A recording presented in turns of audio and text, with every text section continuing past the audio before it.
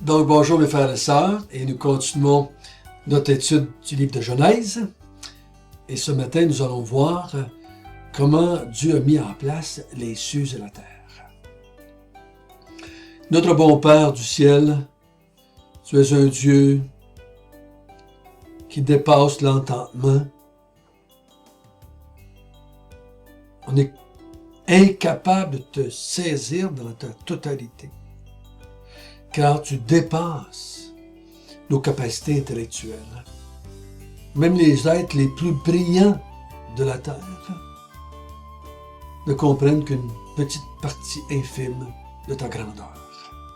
Mais tu as bien voulu nous révéler qui tu étais, en partie du moins, par la création. Ensuite, tu vas nous parler, tu vas continuer à te révéler par les Écritures, et finalement, tu vas te révéler de façon encore plus grande par le Fils. On te prie, Seigneur, que tu puisses nous permettre, par ton Esprit Saint, que tu as mis dans tes enfants, de te voir mieux, plus beau qu'on t'a jamais vu. Conduis-nous. Amen.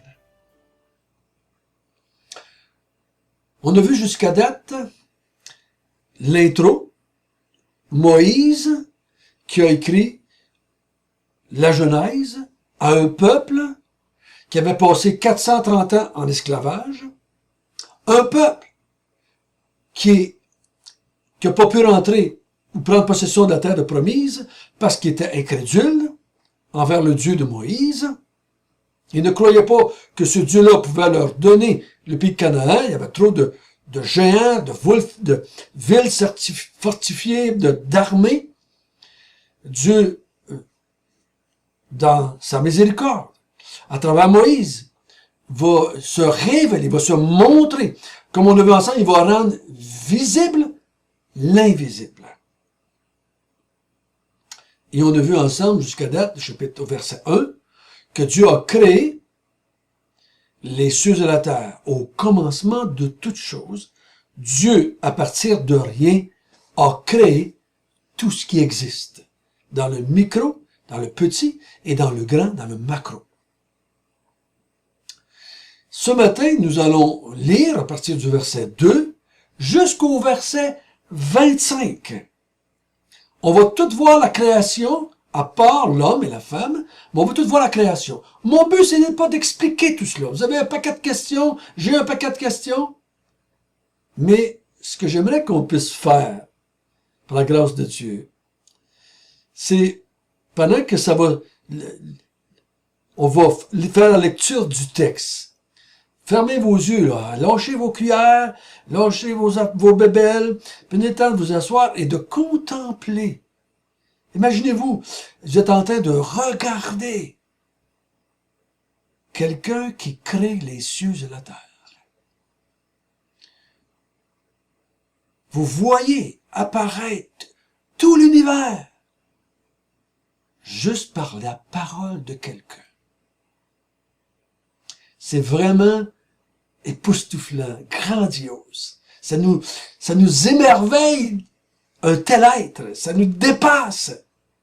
Comment a-t-il pu faire cela? Comment? C'est nous qui posons la question. Dieu, il pose jamais le comment, il le fait. Parce que pour lui, rien n'est impossible. Et nous le prouve en créant les cieux et la terre.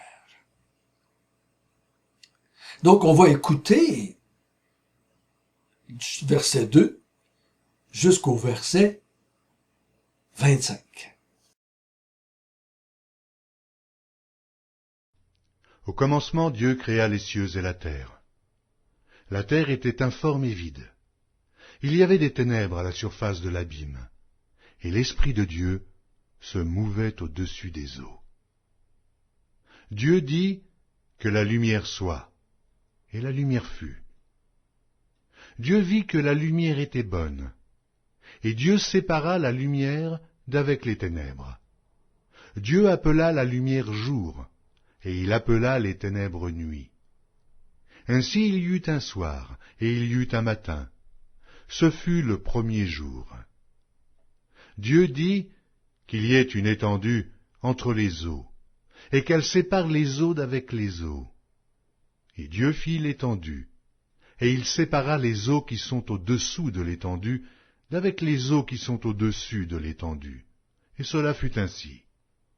Dieu appela l'étendue ciel. Ainsi il y eut un soir, et il y eut un matin. Ce fut le second jour. Dieu dit que les eaux qui sont au-dessous du ciel se rassemblent en un seul lieu, et que le sec paraisse. Et cela fut ainsi. Dieu appela le sec terre, et il appela l'amas des eaux mer. Dieu vit que cela était bon. Puis Dieu dit que la terre produise de la verdure, de l'herbe portant de la semence, des arbres fruitiers donnant du fruit selon leur espèce, et ayant en eux leur semence sur la terre. Et cela fut ainsi. La terre produisit de la verdure, de l'herbe portant de la semence selon son espèce, et des arbres donnant du fruit, et ayant en eux leur semence, selon leur espèce. Dieu vit que cela était bon. Ainsi, il y eut un soir, et il y eut un matin. Ce fut le troisième jour. Dieu dit qu'il y ait des luminaires dans l'étendue du ciel pour séparer le jour d'avec la nuit, que ce soit des signes pour marquer les époques, les jours et les années, et qu'ils servent de luminaires dans l'étendue du ciel pour éclairer la terre. Et cela fut ainsi. Dieu fit les deux grands luminaires, le plus grand luminaire pour présider au jour, et le plus petit luminaire pour présider à la nuit. Il fit aussi les étoiles. Dieu les plaça dans l'étendue du ciel pour éclairer la terre, pour présider au jour et à la nuit, et pour séparer la lumière d'avec les ténèbres. Dieu vit que cela était bon. Ainsi, il y eut un soir, et il y eut un matin. Ce fut le quatrième jour. Dieu dit que les eaux produisent en abondance des animaux vivants, et que des oiseaux volent sur la terre vers l'étendue du ciel. Dieu créa les grands poissons et tous les animaux vivants qui se meuvent, et que les eaux produisirent en abondance selon leur espèce. Il créa aussi tout oiseau ailé selon son espèce. Dieu vit que cela était bon. Dieu les bénit en disant « Soyez féconds, multipliez, et remplissez les eaux des mers, et que les oiseaux multiplient sur la terre. » Ainsi, il y eut un soir, et il y eut un matin. Ce fut le cinquième jour. Dieu dit que la terre produise des animaux vivants selon leur espèce, du bétail, des reptiles et des animaux terrestres selon leur espèce. Et cela fut ainsi. Dieu fit les animaux de la terre selon leur espèce, le bétail selon son espèce, et tous les reptiles de la terre selon leur espèce. Dieu vit que cela était bon. Donc vous venez d'entendre comme moi, Dieu a créé à partir de rien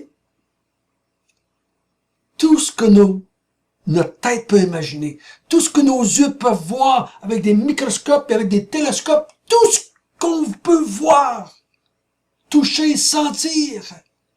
C'est Dieu qui l'a créé seulement qu'en parlant. Quel être, quel être. Pour moi, c'est grandiose, c'est grandiose. Donc, au commencement, Dieu créa les cieux et la terre. Au verset 2, la terre était informe et vide. Il y avait des ténèbres à la surface de l'abîme, et l'Esprit de Dieu se mouvait au-dessus des eaux. Ce verset-là, ici, a fait couler de l'encre. Il y en a qui ont écrit, je pense, des livres entre le verset 1 et le verset 2. Il y en a qui mettent les anges, le diable, la guerre entre Dieu et Satan. C'est pour ça que la terre est informe et vide. C'est pour ça qu'il y a des ténèbres. Il y en a qui disent qu'il se passe des millions et des milliards d'années entre le verset 1 et le verset 3. Bon, chacun a le droit de penser ce qu'il le veut bien.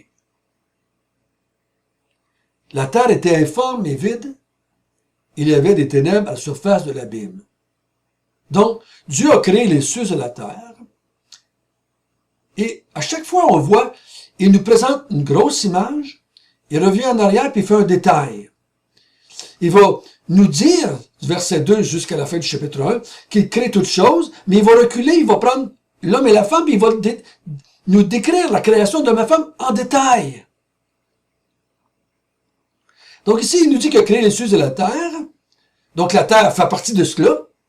Et maintenant, il recule, parce que moi, je crois que la terre, à la fin du verset 1, elle est comme Dieu la veut. Mais il nous dit, je vais vous dire comment j'ai préparé la terre. Le verset 2 nous présente une terre non vivable pour l'être humain.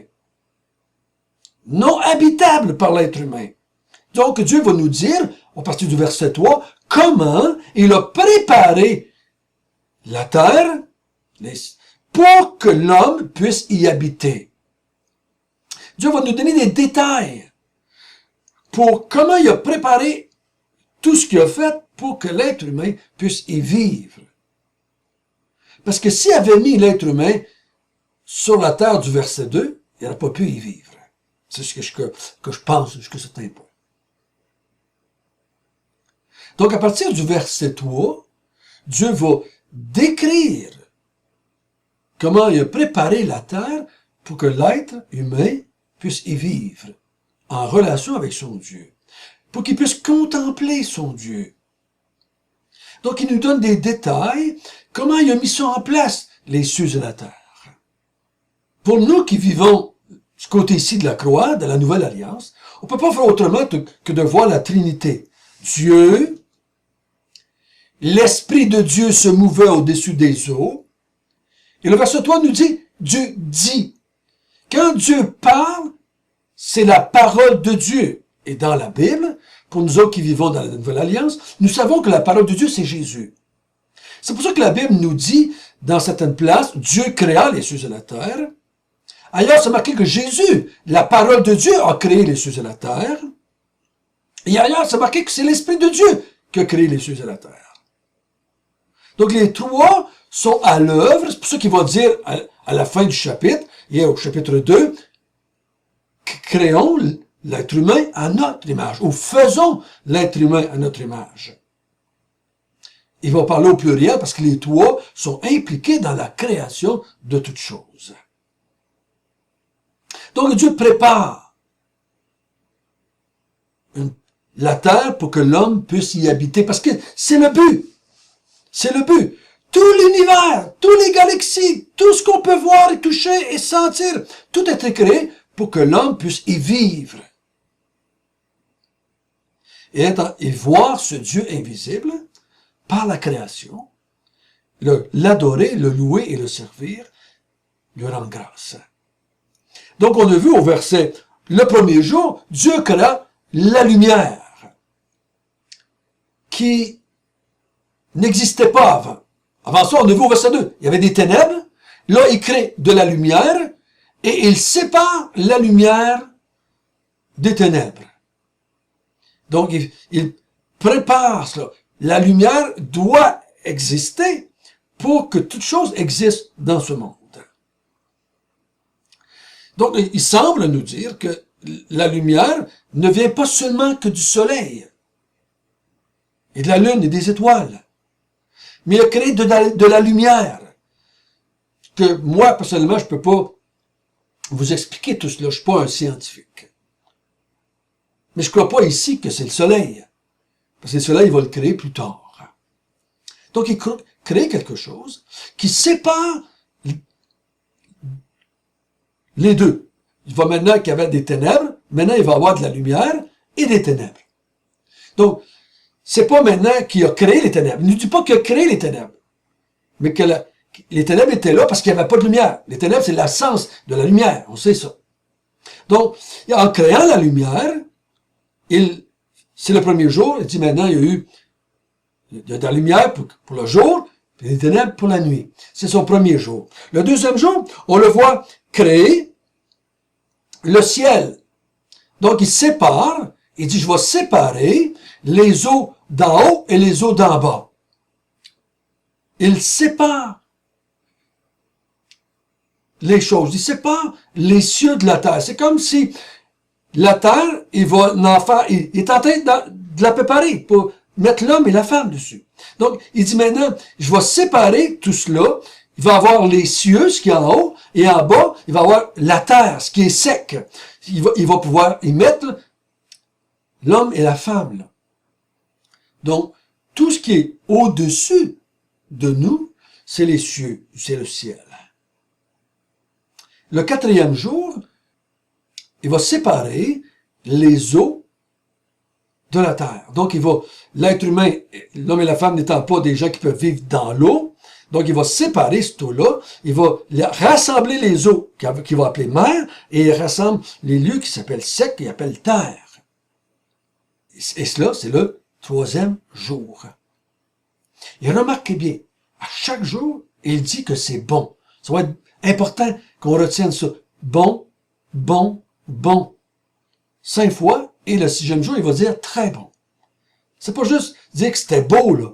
C'était bon, je crois, aussi au sens moral. C'est l'absence de péché. On va y revenir, ça. Le 4e jour, Dieu va créer le soleil, la lune et les étoiles. Et remarquez bien, pourquoi il dit qu'il les fait. C'est pas pour y mettre des extraterrestres. Il dit, pour séparer le jour d'avec la nuit, qui avait été créé au premier jour. Il dit, pour qu'il soit des signes, je trouve verset 14, pour qu'il soit des signes pour marquer les époques, les jours et les années. Donc, il crée tout cela, étoiles, ciel, lune, ça va marquer le jour et la nuit et les époques et les années. Ça va être une façon de mesurer le temps. Et en même temps, il dit au verset 17, Dieu les plaça dans l'étendue du ciel pour éclairer la terre, pour présider au jour et à la nuit. Donc, l'homme ne peut pas vivre juste avec la lumière qui a été créée au verset 1, c'est ce que je comprends, mais il a besoin de voir dans ce monde. Donc, il va voir à partir du soleil, qui va le réchauffer aussi, qui va lui donner la subsistance, et la lune et les étoiles pour l'éclairer. Donc, tout ça qu'on voit dans les airs, pour nous autres, on essaie de dire, mais ça se peut pas qu'il ait fait ça juste pour... Oui, c'est ça qu'il dit. J'ai créé les choses ainsi pour éclairer les hommes, pour séparer le jour de la nuit, pour marquer le temps, les époques, les jours, les années. Ça, c'est le 4e jour. Et le 5e jour, qu'est-ce qu'il fait? Il va créer les oiseaux, il va créer aussi les animaux. Et il dit que c'est encore bon.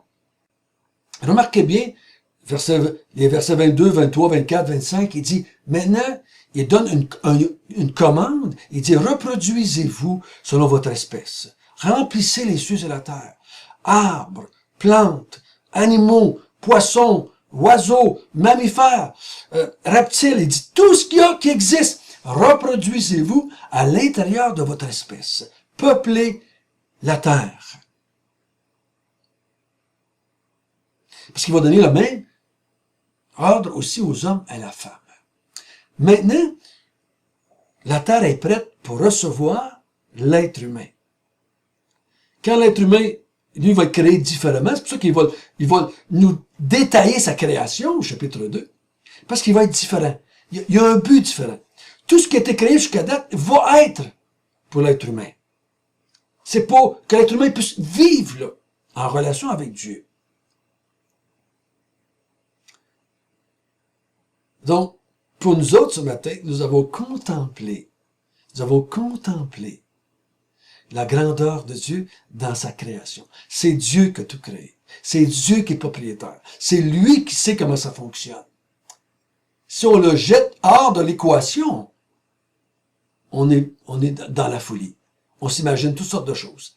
On peut faire toutes sortes de folies dans notre façon de voir. Et c'est pour ça que les êtres humains, ayant rejeté le Créateur, essaient de découvrir pourquoi ils sont là. Qu'est-ce qu'ils font là? Où est-ce qu'ils s'en vont? D'où est-ce qu'on vient? D'où est-ce qu'on s'en va? Ils n'ont aucune idée.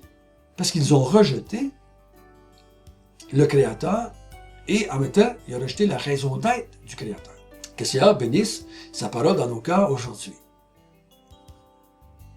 Seigneur, merci de nous avoir montré que tu as préparé ce monde pour nous, pour les hommes et les femmes, que nous allons voir demain.